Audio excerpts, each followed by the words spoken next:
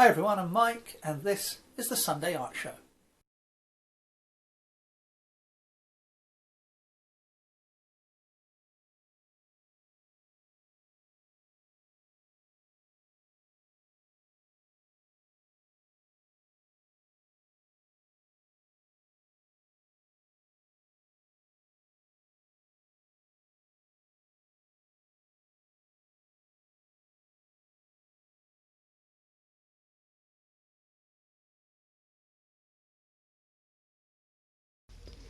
So this is the trick that I'm going to draw today, and I just wanted to do something a little bit different than a normal bicycle scene.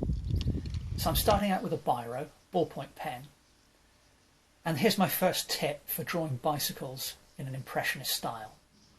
You don't have to do complete circles to depict the wheels.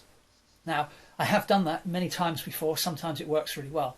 But often it's best just to leave a bit of the circle incomplete. And the same goes for the bicycle frame as well. So I've started to put in the rear wheel there, as you can see. And I'm just indicating the chain now. Haven't even drawn in the complete chain. Haven't drawn in the entirety of the front sprocket. And that's enough info. You know, the brain will kind of fill the rest in. And so there are a couple of advantages of taking this incomplete approach. The first is, it's easier to do.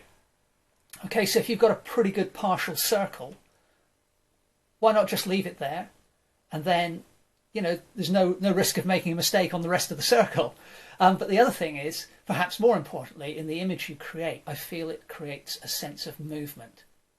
All right, so for example, if you look at the rear end of the frame, which I put in a little moment ago, there's hardly anything there really. The seat post disappears into the frame, but that part of the frame is incomplete. It's just a single line.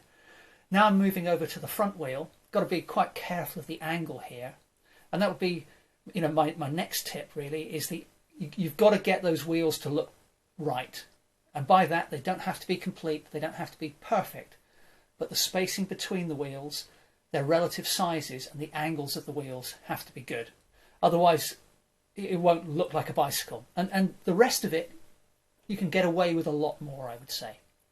So you can see, at a glance, this is starting to look like a bicycle, but when you look more closely, there's very little information there compared to a more realistic depiction that might be considered more conventional.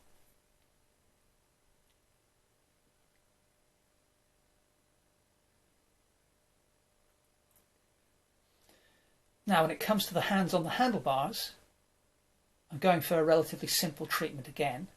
So you can see I've drawn in the first two fingers fully, but the second two fingers I haven't included a line in between those at all. And I've deliberately composed this so that my head and face are not within the frame of the picture. And there are two reasons for this. One, I quite like the sort of sense of, well, three reasons actually. Quite like the sense of mystery that perhaps creates, because it makes for an anonymous figure. Because the second reason is I'm not looking to do a self-portrait here, I'm just happen to use myself as the reference. And then the third thing is, back in the 80s, when I used to, you know, pore over the American BMX magazines, when I first got into BMX, some of the most amazing photographers, they would often include pictures of the tricks just going out of shot, and often with dramatic cast shadows. So I'm partly inspired by that memory as well. And just in the same way I'm treating the bicycle in an incomplete way, I'm going to do the same with many parts of my body here. So I've indicated where my left leg is. I'm going to indicate where my right leg is, and it's very important to reference where the person is relative to the frame of the bicycle. But again, you notice I'm leaving gaps. So at the bottom of my right leg on our left, you can see there's quite a big gap between the bottom of my trouser leg and where I've just indicated the front of my shoe there.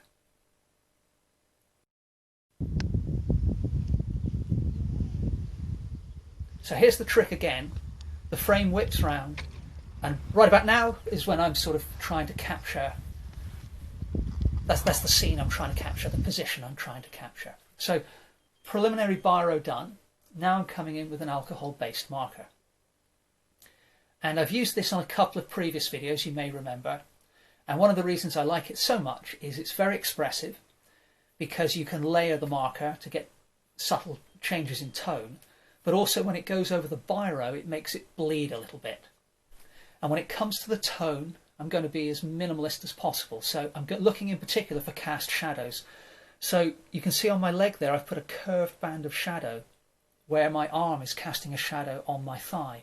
And look how I've been careful about the shape of the edge of the shadow on the arm itself there. That's also curved. Both of those things help create a sense of 3 dimensions.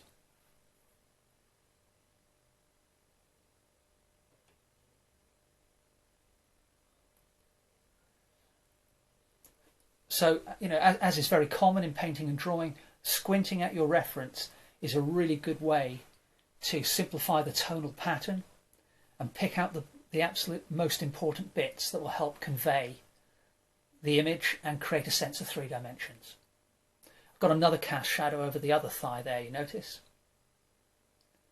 And then when it comes to the tire, this is where the alcohol marker is really good, because the kind of dry brush effect you can get creates a sense of movement and texture on that tire. And the biro lines I've put down earlier act as a guide for me. So even if there's just a single line, I can still block in the width of the handlebar tubes and things like that. So you're leaving yourself a lot of flexibility if you create an incomplete sketch.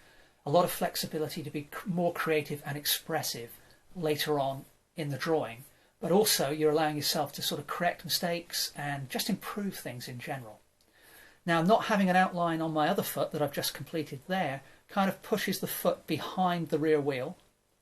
Again, I can put in an indication of the tyre. Haven't done the complete circle once again, it just creates a sense of movement. Darkened the seat, so that comes forward from my leg. And then just a few subtle little blur lines here to show that I'm moving from left to right. You know, that you wouldn't always include those, but I thought just a little bit would do.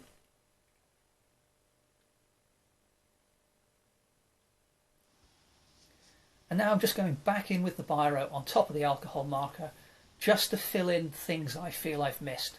So my foot needs to stand on that axle peg. That needs to be clear. An indication that there is a hub at the centre of the front wheel. Just a little, you know, just that little partial circle is enough.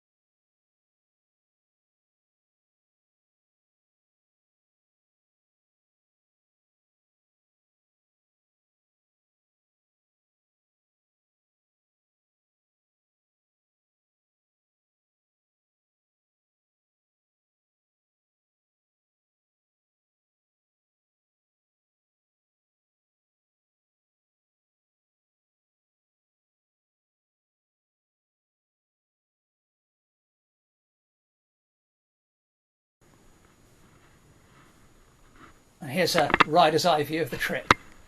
And here's the cast shadow effect I was talking about that the American photographers used to use back in the 80s. So here's another look at the finished Impressionist drawing of a bicycle. Hope you enjoyed this little video. Please remember to like, comment and subscribe. And I hope to see you next Sunday for the next episode of the Sunday Art Show. Thanks very much for watching.